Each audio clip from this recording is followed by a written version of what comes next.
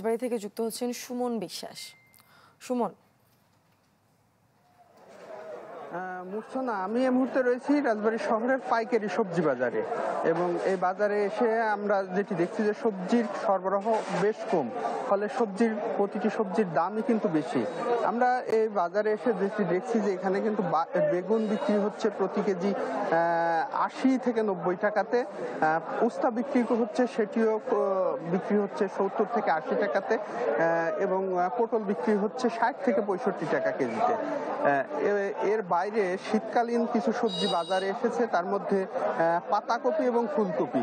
ফুলকপি বিক্রি হচ্ছে প্রতি কেজি 150 থেকে 160 টাকায় এবং পাতাকপি যেটি রয়েছে সেটি বিক্রি হচ্ছে 90 থেকে 100 টাকা কেজিতে। ফলে সেই সবজিগুলো কিন্তু নিম্নবিত্তের আসলে ক্রয় ক্ষমতার একদমই বাইরে।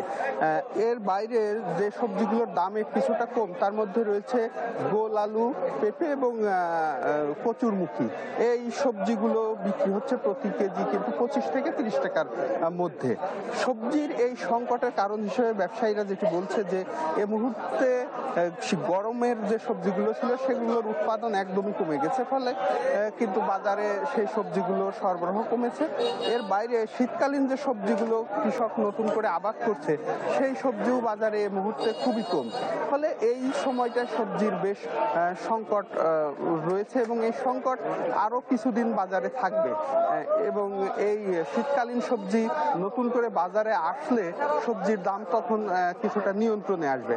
তবে এর বাইরে রাজবাড়ীতে কাঁচামরিচের দাম গত এক সপ্তাহের ব্যবধানে কেজিতে প্রায় 120 টাকা কমেছে। আজকে রাজবাড়ীতে কাঁচামরিচ প্রতি কেজি বিক্রি হচ্ছে 150 থেকে 160 টাকায়, যেটি আসলে গত 7 দিন আগেও বিক্রি হয়েছে 250 থেকে 260 টাকা কেজিতে। তবে সবজির এই দাম নিয়ে সাধারণ ক্রেতারা বেশ ক্ষুব্ধ। মূর্ছনা, এই ছিল রাজবাড়ী থেকে সবজি বাজারের খবর আমার কাছে।